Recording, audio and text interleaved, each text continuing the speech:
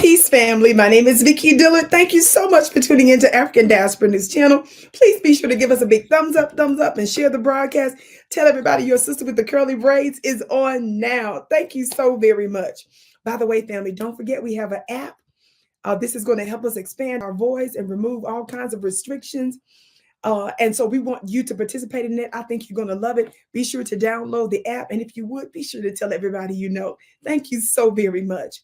Family, you all know that whenever I talk about the great Captain Traore of Burkina Faso, I'm always smiling ear to ear.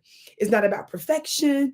It's not about whether or not one makes mistakes or not. And if all the tactical and strategic plans, go as planned. No, it's not about that. It's about his spirit. It's about his energy and his ability to involve the people. Talk black to me, somebody. He just did something that is shocking and sending shockwaves throughout the United States and the West. I want you to watch this first clip. The enemy doesn't sleep. They are always looking for you, to surprise you. They are in disarray looking for their bearings. But get started. Don't let them ever find their bearings. Mais lancez-vous. Ne les laissez jamais trouver ses repères. Il ne peut plus se regrouper comme ça. We must never allow them the chance to regroup. They are enemies of the Burkinabe people. We gave a chance to the terrorists to lay down the weapons. Those who did not understand the message, there is only one thing, and that is death. Il n'y a qu'une seule chose, c'est la mort. Parce que nous allons leur donner la mort qu'ils souhaitent. Et ils verront l'enfer sur cette terre du Burkina avant de rejoindre l'au-delà. We are going to wipe out all the terrorists in our homeland. That is what they want, and they will see hell on this land of Burkina. Avant de rejoindre l'au-delà. S'ils ont la chance d'ailleurs. Parce que les charognards en feront leur festin. You might be wondering, Vicki, what in the world is that about? Well, our brother is sitting there talking about how they launched a surprise attack against certain insurgents, terrorists. He made it clear that your enemy doesn't sleep. This is profound. He said, we're going to leave them disarrayed and never let them find their barracks. Woo, that is powerful. Vicki, you may be saying, what in the world is going on? Let me give you a little bit more background. In Burkina Faso, reports show that Captain Traore launched a surprise offensive against terrorist groups. It says that this is coming after Ibrahim made repeated calls, and he made this clear, and you're going to hear this in the next clip. He made repeated calls for repentant insurgents to lay down their arms. This particular operation has been prepared discreetly to take the armed terrorist groups unaware in their occupied region close to the border with Mali. Talk black to me, somebody. Did you hear what he said? He said, we gave them a chance, as I just read earlier, to lay down their arms. And since, as we say in Mississippi in the South, you don't believe fat meat is greasy, because you refuse to heed the call to lay down your arms, they surprised you. And our dear brother, Captain Traore, says that he's going to give them hell on this land. And he says there's only one thing for them since they refuse to lay down their arms. You're going to find yourself with an obituary. And we just going to leave that as that. That's what he said, did he not? In other words, a little more detail here. The objective is to reclaim, this says, a major town and a number of villages in the region along the border with Mali. The mission comprised of about 5 rapid intervention battalions and a mixed battalion composed of soldiers and volunteers for the defense of the homeland.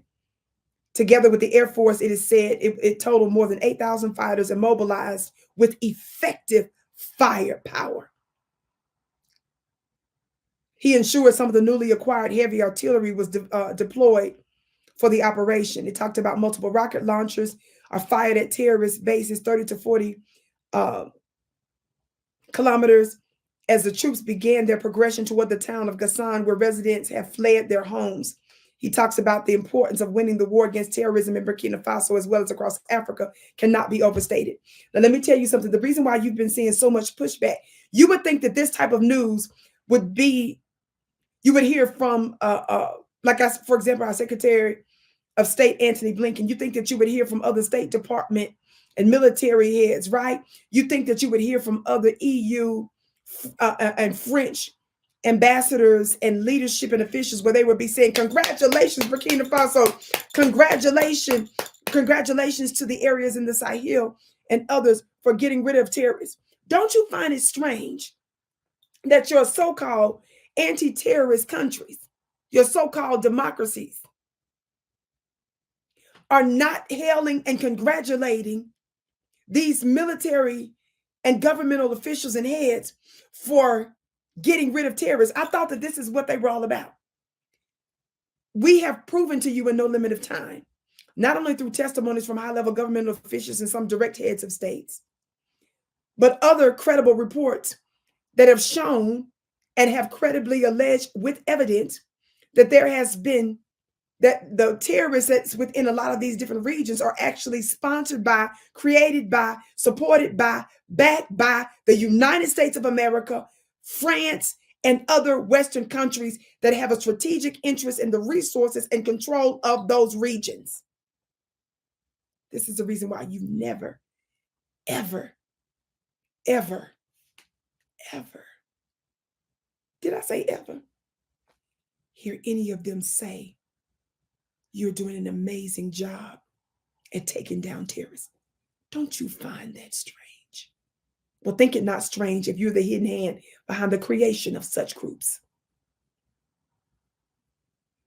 which is the reason why the United States and the West don't want leaders that they don't approve, because they know that they're the hidden hand behind a lot of this mess.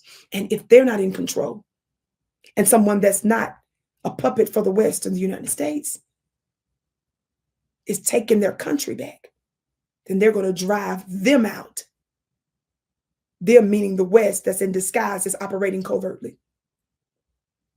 One of the things that some of my research found is that one of the reasons that they are so effective is that the military is always dwelling among the people to serve them, to gain their trust, to hear their grievances, watch this, to serve, watch this, and to gain intelligence. See, when the people see that you care, and when they see that you're trying to benefit the country and the people, when they trust you, they talk black to me, somebody. This is what servant leadership looks like. Leadership won't always look like this, where your political leaders are in fatigues and in uniform, but for a time it's necessary.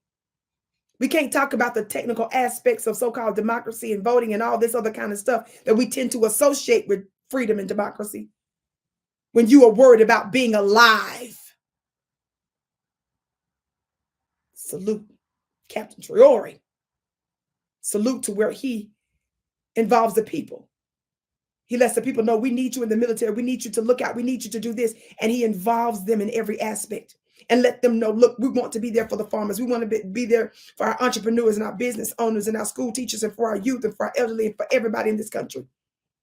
But it's going to require everybody to have a stake in the homeland. That's how this works. Not just hailing Captain Traore and putting it all on him to tell him that he needs to be the one to make Burkina Faso work. No. When you have the head going in the right direction, the rest of the body needs to follow suit. When everybody is willing to sacrifice, when everybody is willing to say, for the homeland, for a time we'll sacrifice in a way that nobody else, our children won't have to. We're willing to do the job. And we're going to stand finally with someone that's not a puppet. We're all Burkina Faso. We're all responsible. And we all lead in our own way. Salute. Salute to you, Burkina Faso. This makes me emotional. My name is Vicki Dillard. Be sure to check out my website at VickiPlanet.com. That's VICKIPlanet.com. Again, share the broadcast here. We thank you so very much. I can't wait to see you again.